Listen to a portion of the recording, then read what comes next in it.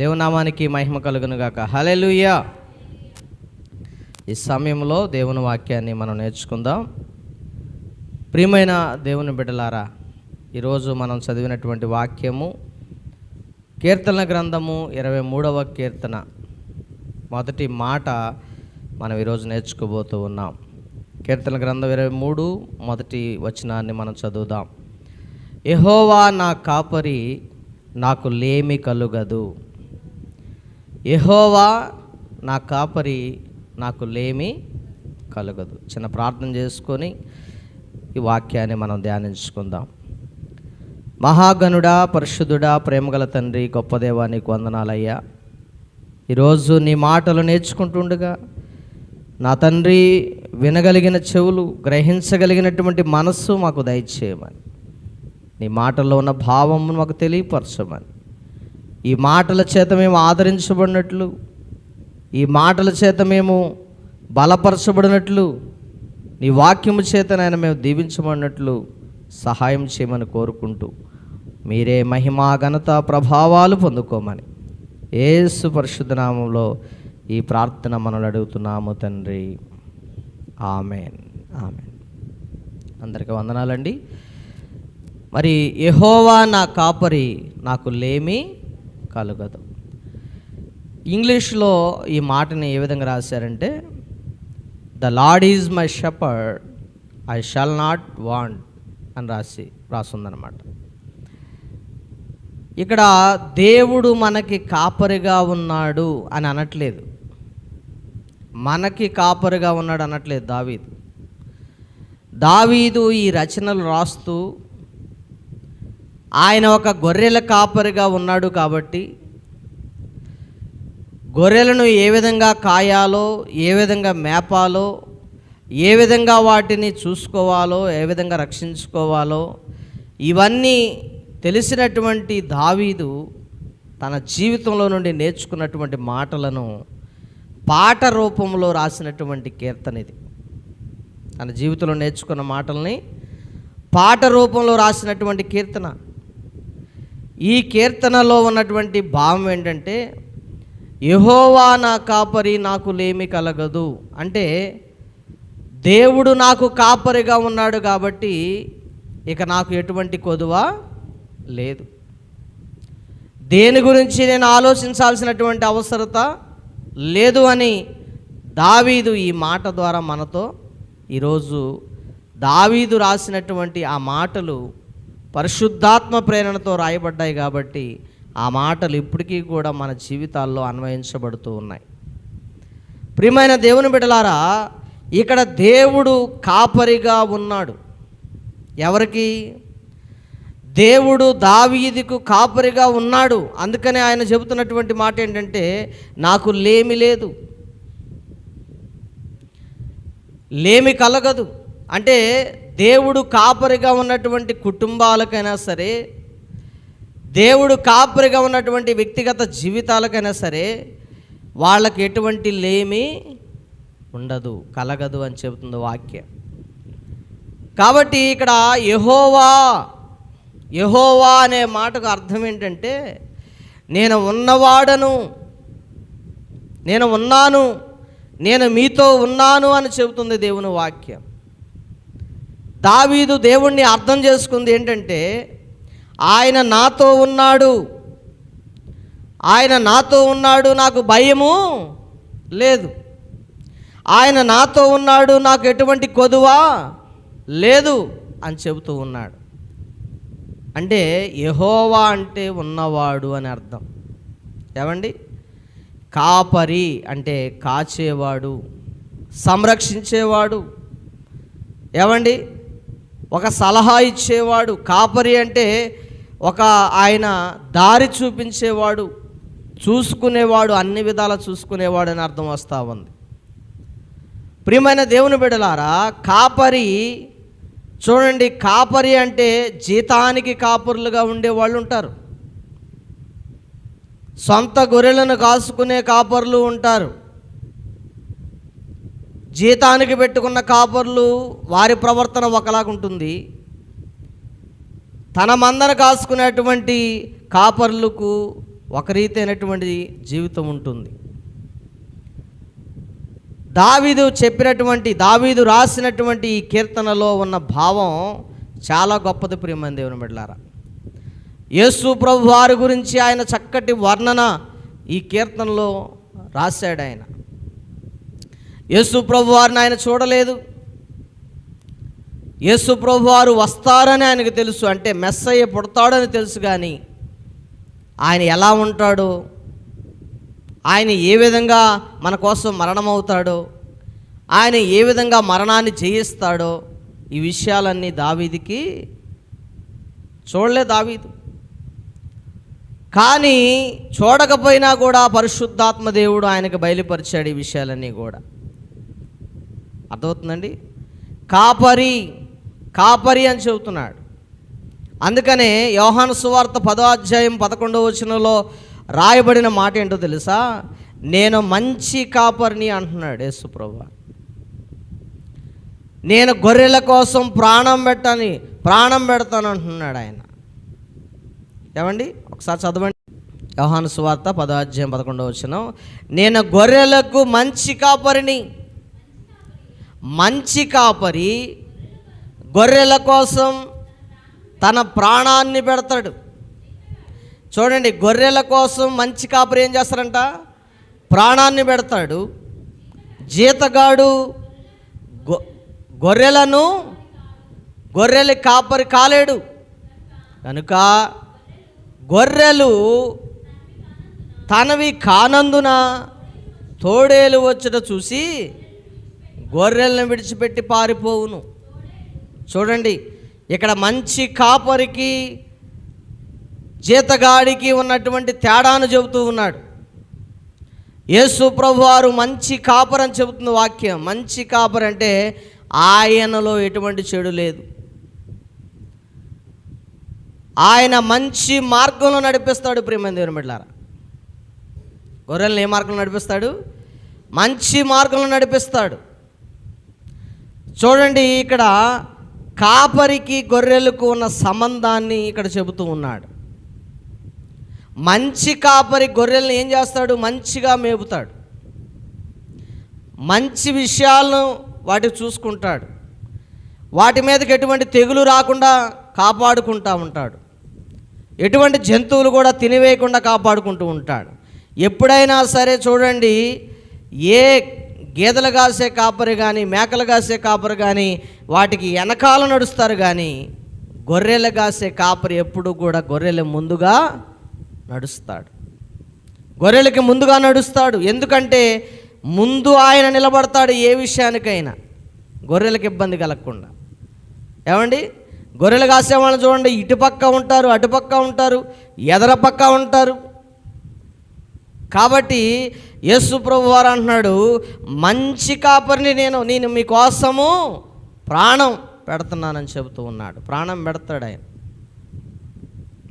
ఏమండి, మంచి కాపరి వారి కోసం ఏం చేస్తారంట? ప్రాణం పెడతాడు. అందుకని కాపరి గురించి కొన్ని విషయాలు ఇంగ్లీష్లో ఏమని రాయండి? షపర్డ్ అని రాయబడి ఉంది, కీపర్ అని ఉంది, గార్డియన్, కేర్ టేకర్. అంటే ఒక గైడ్గా, ఒక ప్రొటెక్టర్గా, ఒక ప్రొవైడర్గా ఆయన ఒక కాపరి గురించి చక్కగా విషయాలు రాయబడి ఉన్నాయి. అంటే ఇక్కడ ఒక ప్రశ్న ఏంటంటే, దేవుడు నీకు కాపరిగా ఉన్నాడా? దేవుడు నీ జీవితంలో ఆయన కాపరిగా ఉన్నాడా? దావీదు చెబుతున్నట్టుగా ఆయన ఏమంటున్నాడు? మన కాపరి అనట్లా, మీ కాపరి అనట్లా. ఆయన ఏమంటున్నాడో తెలుసా? నా కాపరి అంటున్నాడు. అంటే ఆయన జీవితానికి ఎంత ప్రాముఖ్యంగా దేవుడు ఉన్నాడో గుర్తెరగాలి ప్రియమైన దేవుని బిడ్డలారా. ఈ రోజున దేవుణ్ణి ప్రాముఖ్యంగా పెట్టుకోకుండా అనవసరమైనటువంటి వాటిని ప్రాముఖ్యంగా పెట్టుకుంటూ ఉన్నారు. చూడండి, ఒక చిన్న పిల్లవాడిని చీకట్లో నడుస్తూ ఉన్నప్పుడు అంధకారంలోకి వెళ్ళారనుకోండి, పెద్ద ఆయన తీసుకొని వెళ్తూ ఉన్నాడు అనుకోండి, చిన్నపిల్లడు భయపడతాడా? భయపడు. ఎందుకు? ఎవరున్నారు ఆయనతో? తండ్రి ఉన్నాడు. భయపడాల్సిన అవసరం లేదు. ఎందుకంటే దారి చూపించేది ఎవరంటే తండ్రి. అదే ఒక్కడిగా ఉంటే భయపడాల్సి వచ్చింది. అందుకని దేవుని వాక్యం చెబుతుంది, దేవుడు మనకి కాపరిగా ఉన్న కుటుంబాలు దీవించబడతాయి. దేవుడు కాపరిగా ఉన్నటువంటి మనుషులు దీవించబడతారు. ఏమండి, దావీదు గొర్రెలు కాసుకునేవాడు. ఒక సాధారణమైనటువంటి గొర్రెలు కాసుకునే కాపరి దావీదు. ఆయన తన మంద మీదకి వచ్చినటువంటి సింహంతో పోరాడాడు, తన మంద మీదకి వచ్చినటువంటి ఎలుగుబంటిలతో పోరాడాడు. ఏమండి, శత్రువులను చీల్చాడు. ఆయన గొర్రెలు కాసుకోవటమే కాదు కానీ ఆయన స్థితిని దేవుడు మార్చేశాడు. ప్రియమైన దేవుని బిడ్డలారా, ఎందుకో తెలుసా? ఆయన కాపరి ఎవరు?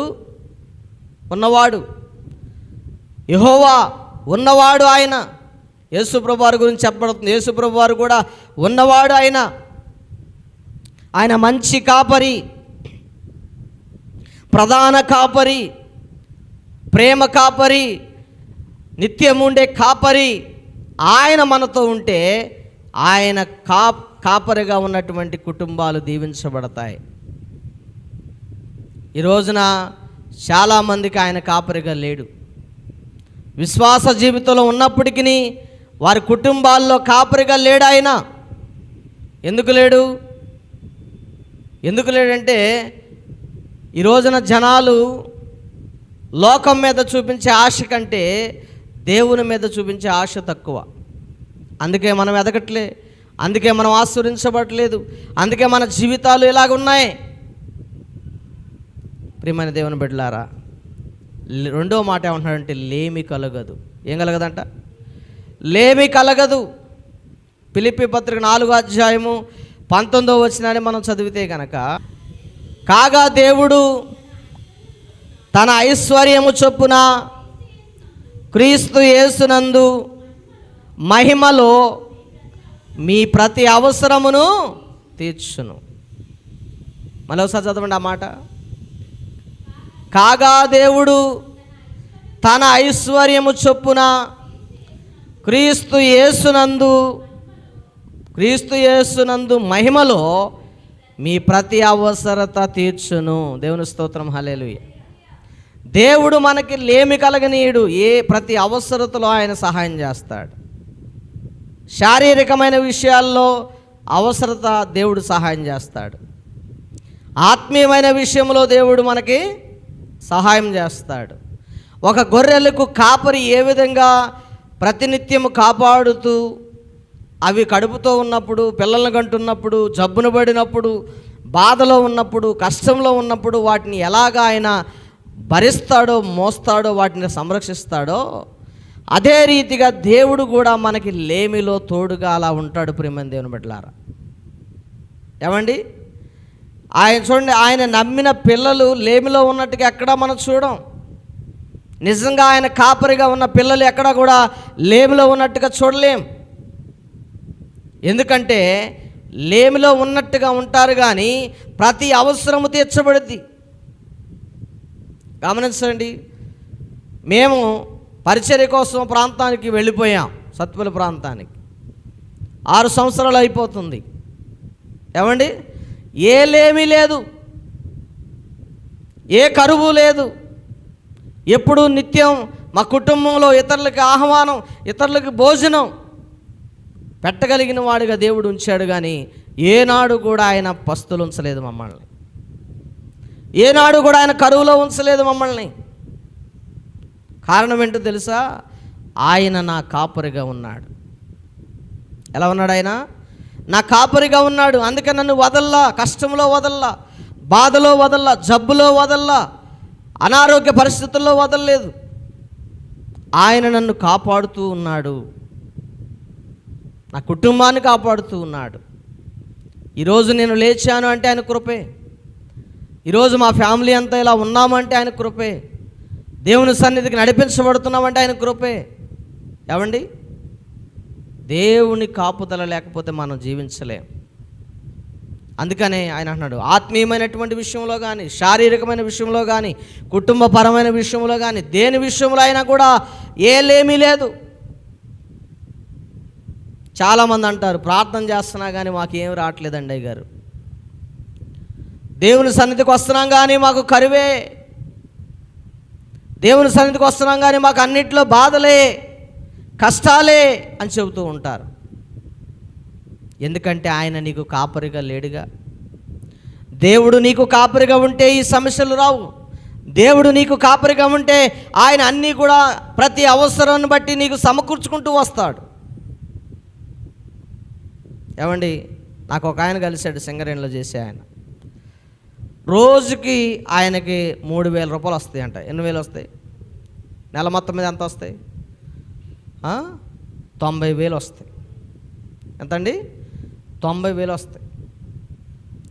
అంత వచ్చినా కూడా మనశ్శాంతి లేదు ఆయనకి. అంత వచ్చినా కూడా తన భార్య తనతో లేదు. అంత వచ్చినా కూడా తన పిల్లలు తన దగ్గర లేరు. అర్థమవుతుందా మీకు? ధనం ఎంత వచ్చినా వారి జీవితంలో సంతోషము లేదు. కానీ దేవుని పిల్లలకి ఏనాటికీడు ఆనాటి ఇచ్చినా, ఏ రోజు ఆహారం ఆ రోజు పెట్టినా ఆయన మనకు కావలసిన అవసరతలన్నీ తీర్చుకుంటూ వెళతాడు. ఈరోజు నా జీవితంలో ఏ రోజు అవసరత ఆ రోజు దేవుడు తీర్చుకుంటూ వస్తూ ఉన్నాడు. అది చాలదండి మనకి. ఏమండి, ఇశ్రాయేలు ప్రజలు ఆకలి అవుతుంది, దేవా మమ్మల్ని ఈ అరణ్యంలో ఈ ఆకుకూరలో ఇది తినటానికి మమ్మల్ని పంపించావా, మాకు మాంసం కావాలని అడిగారంట వాళ్ళు. మాంసం కావాలని అడిగితే పూరేళ్ళు పంపించారంట దేవుడు. పంపిస్తే ముక్కుల్లో నుండి వాసన వచ్చే అంతవరకు తిన్నారంట వాళ్ళు. ఎంతవరకు అంట అండి? ఇక మేము తినలేం, వద్దు అన్నదాకా పెట్టాడంట దేవుడు. ఈరోజున మా పరిస్థితి కూడా అంతే. ప్రభువా మేము తినలేమయ్యా అంటే వస్తూ ఉంది ఆహారం. ఏమండి, మేము తినలేము, మాకు వద్దు వద్దు ప్రభువా అన్న కూడా ఇదిగో తిను, నువ్వు కావాల్సినంత ఇస్తున్నానని చెబుతున్నాడు. అంత సమృద్ధిని దేవుడిచ్చాడు. ఏమండి, ఎవరు కాపరిగా ఉండవల్ల? దేవుడే మనకి కాపరి. ఆయనే కాపరిగా ఉండబట్టి ఇవన్నీ జరుగుతూ ఉన్నాయి. అందుకనే నాకు ఏలేమీ లేదు. ఒక కాపరి గొర్రెల్ని ఎలా చూసుకుంటాడో తెలుసా? దారి చూపిస్తాడు. మొట్టమొదటిగా ఏం చూపిస్తాడు? దారి చూపిస్తాడు. దారి అంటే యేసు ప్రభువారు అంటున్నాడు, నేను మార్గమై ఉన్నాను. ఎక్కడికి మార్గమై ఉన్నాడు ఆయన? పరలోక రాజ్యానికి మార్గమై ఉన్నాడు.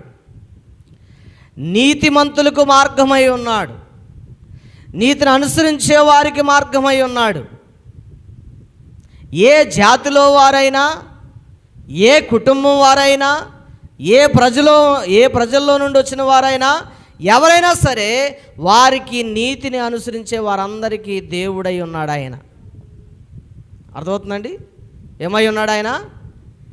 దేవుడై ఉన్నాడు నీతిని అనుసరించే వారికి. ఆయన రక్షకుడై ఉన్నాడు వారికి.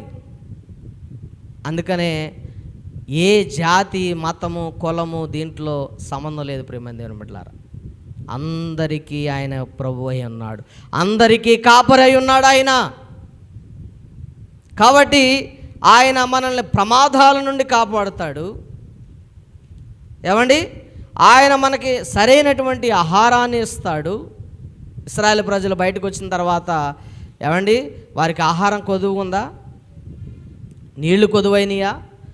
ఏది కొదువు లేదు. సమృద్ధితో నింపాడు. 6 లక్షల కాల్బలం. ఏమండి, పిల్లలు, పెద్దలు, భార్యలు, కుటుంబాలు అన్నీ లెక్కేసుకుంటే దాదాపు 30 లక్షల మంది జనాభా. ఏమండి, వాళ్ళు తినటానికి టిఫిన్ ఎంత అవుద్ది, తినటానికి ఆహారం ఎంత అవుద్ది, వాళ్ళకి స్నానాలకి ఎన్ని నీళ్ళు పడతాయి, వాళ్ళందరికీ చెప్పులు, తాగటానికి నీళ్ళు ఎన్ని పడతాయి చూడండి.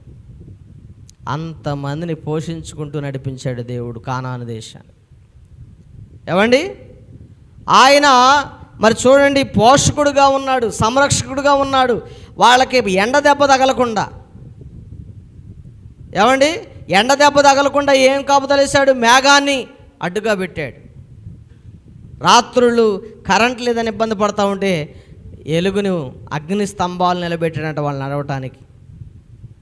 చెప్పులు పాతకెళ్ళలేదు, వస్త్రాలు మాయలేదు. మన్నా, పరలోకము నుండి మన్నాను కురిపించి తినిపించాడు. దేవదూతలు తినే ఆహారాన్ని పెట్టాడు. నా పాస్టర్ గారు ఒక మాట అంటున్నారు, అయ్యా నేను తినలేకపోతున్నాను ఆహారాన్ని, అరగట్లేదంట ఆయన కడుపు. ఎందుకంటే పగలు ఒక్కోవటం, మధ్యాహ్నం ఒక్కోవటం, సాయంత్రం ఒక్కోవటం, ఎక్కడికి వెళ్ళినా కూడా తినండి తినండి అని పెడుతున్నారంట. వద్దమ్మా అన్న అయినట్లేదు. ఎందుకంటే దేవుడు పోషిస్తే అలా ఉంటుంది, నువ్వు వద్దన్నా కూడా దొరికి అంతగా సమృద్ధిస్తాడు. ఏమండి, ఆయన కాపరి మనకి. ఎవరంట ఆయన? కాపరి. అందుకనే ఆయన తప్పిపోతే కూడా వెతుకుతాడు మనల్ని. ఏం చేస్తాడు ఆయన?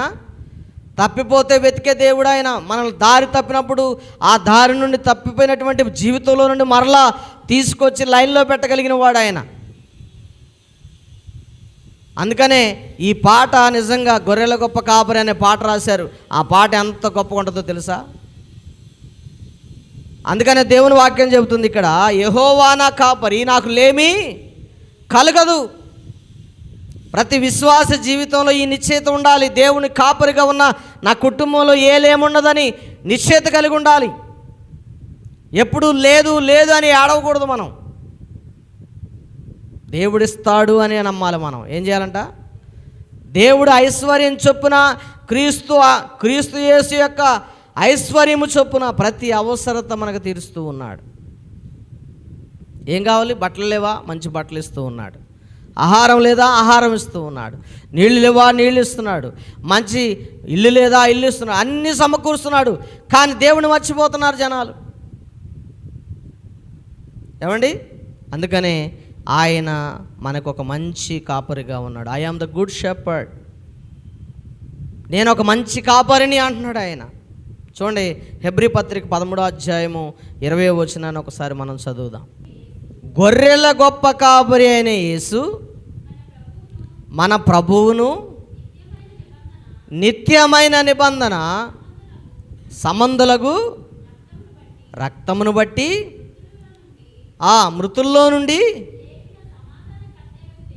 లేపిన సమాధానకర్త అయిన దేవుడు యేసుక్రీస్తు ద్వారా తన దృష్టికి అనుకూలమైన దానిని మనలో జరిగిస్తున్నాడు. చాలండి, ఇక్కడ ఆయన గొర్రెలకు గొప్ప కాపరి. అందుకనే భక్తుడు ఏం రాశాడు పాట? గొర్రెల గొప్ప కాపరి నా యేసు, మంద కొరకు ప్రాణం పెట్టెను నా యేసు. గొర్రెల గొప్ప కాపరి నా యేసు, మంద కొరకు ప్రాణం పెట్టెను నా యేసు. మంచి కాపరి, ప్రధాన కాపరి, ప్రేమ కాపరి, నిత్య కాపరి, గొర్రెల గొప్ప కాపరి నా యేసు, మంద కొరకు ప్రాణం పెట్టెను నా యేసు. ఎలాంటాడు ఆయన? మంచి కాపరి. ఇలాంటి మంచి కాపరిని ధరించుకున్నటువంటి మనం ఎలా ఉండాలి? ఆయన దారి చూపిస్తున్నప్పుడు మనం ఆ దారిలో నడవాలి. ఆ కాపరి నీతిమంతుడిగా ఉన్నాడు, మనం కూడా నీతిమంతులుగా ఉండాలి. ఆ కాపరి మోసం చేయని వాడుగా ఉన్నాడు, మనం కూడా మోసం చేయని వారుగా ఉండాలి. ఆ కాపరి అబద్ధాలు ఆడని వాడిగా ఉన్నాడు, మనం కూడా అబద్ధాలు ఆడని వారిగా ఉండాలి. ఆ కాపరి లోకపరమైనటువంటి ఆశలు కలిగి లేడు, మనం కూడా లోకపరమైన ఆశలు కలిగి ఉండకూడదు. ఆయన మార్గంలో మనం నడవాలి. ఆయన ఎలా నడుస్తున్నాడో కాపరిని అనుసరించి గొర్రెలు నడవాలి. కాపరిని అనుసరించి నడవాలి. ఏమండి, కొన్ని గొర్రెలు కొవ్వెక్కి కసాయి వాడిని నమ్ముతాయి అంట. ఎవరు నమ్ముతాయి అంట? కాపరిని నమ్మవు, కోసేవాడిని నమ్ముతాయి, కట్టుకోండి నమ్ముతాయి. ఎందుకంటే వాడు బాగా మేతేస్తాడు. ఎందుకోసం అంటే తెలుసా? నిన్ను బలివ్వటానికి. కానీ నిజమైన కాపరి నిన్ను శ్రమలు, కష్టాలు, ఇబ్బందులు వచ్చినా కూడా ఆటిల్లో నుండి విడిచిపెట్టకుండా నిన్ను కాపాడుతూ ఉంటాడు. రోగం వచ్చినా నిన్ను వదిలిపెట్టడం. అర్థమవుతుందండి? అందుకనే దేవుని వాక్యం చెబుతుంది, ఆయన యెహోవా నా కాపరి, నాకు లేమి కలగదు. దావీదు ఆయన జీవితంలో నుండి నేర్చుకున్న మాటలు. ఆయన జీవితంలో అనుభవించినటువంటి విషయాలు, దేవుడు ఎలా ఆయన చూసుకున్నాడో, ఎలా కాపాడాడో, ఆ విషయాలన్నీ కూడా ఇందులో రాశాడు ప్రియమైన దేవుని బిడ్డలారా. కాబట్టి దేవుడు నీకు కూడా కాపరిగా ఉన్నాడా? ఉంటే నీ జీవితం కూడా ఎలా ఉంటుంది? ఏలేమీ ఉండదు. ఏమండి? ఏమీ అవసరం లేదు, ఆయన ఉండగా ఏం అవసరం లేదు. ఒక చిన్న షార్ట్ ఫిలిం తీశారు కొంతమంది పిల్లలు. ఏం చేశారు తెలుసా? బైబిల్ ఒకసారి పెట్టారు, ఫోన్ ఒకటి పెట్టారు, డబ్బులు ఒకటి పెట్టారు, ఇట్లా రకరకాల ఐటమ్స్ పెట్టారు. పెట్టి ఇందులో మీరు ఏది కావాలో తీసుకోండి అంటే అందరు కూడా ఎక్కువ శాతం వచ్చిన వాళ్ళు డబ్బు కట్టను తీసుకొని పోయేవాళ్ళు, ఫోన్ తీసుకొని పోయేవాళ్ళు, ఏమండి బంగారాన్ని తీసుకొని పోయేవాళ్ళు, ఇట్లా అన్నీ ఈ లోక సంబంధమైన వాటిని తీసుకొని వెళ్తున్నారు. ఎవరు కూడా బైబిల్ తీసుకెళ్ళాల. అంటే బైబిల్ అంటే ఇష్టమే అందరికీ, బైబిల్ అంటే ఇష్టమే, కానీ దీనివల్ల ధనం లేదు, డబ్బు రాదు, దీనివల్ల మనం ఏం చేసుకుంటాం అని చెప్పేసి దీన్ని ఇక్కడ ఉంచేశారు. మిగతా అన్నీ పట్టుకెళ్తున్నారు. కానీ ఒక వ్యక్తి మాత్రం ఏం చేశాడు తెలుసా? బైబిల్ను పట్టుకెళ్ళాడు. ఏం పట్టుకెళ్ళాడు? నాకు ఇవేమొద్దు, నాకు బైబిల్ కావాలి, ఆయనే నాకు కాపరిగా ఉండాలి, ఆయన తప్ప నాకేమీ వద్దని చెప్పి తీసుకొని వెళ్ళాడు. బైబిల్ ఓపెన్ చేస్తే ఇవన్నీ కూడా అందులో ఉన్నాయి. ఏమున్నాయి? ఈ కనబడే అన్నీ కూడా అందులో ఉన్నాయి. చూడండి, ఆశ్చర్యం ఏంటో తెలుసా? దేవుడు కాపరిగా ఉంటే కావాల్సినవన్నీ కూడా దేవుడు ఇస్తాడు. ఏమండి? మనం తీసుకుంటే ఒక్కొక్కటి తీసుకుంటాం, కానీ దేవుడు కాపరిగా ఉంటే మనకు అన్నీ కూడా సమృద్ధిని దేవుడు ఇస్తాడు ప్రియమైన దేవుని బిడ్డలారా.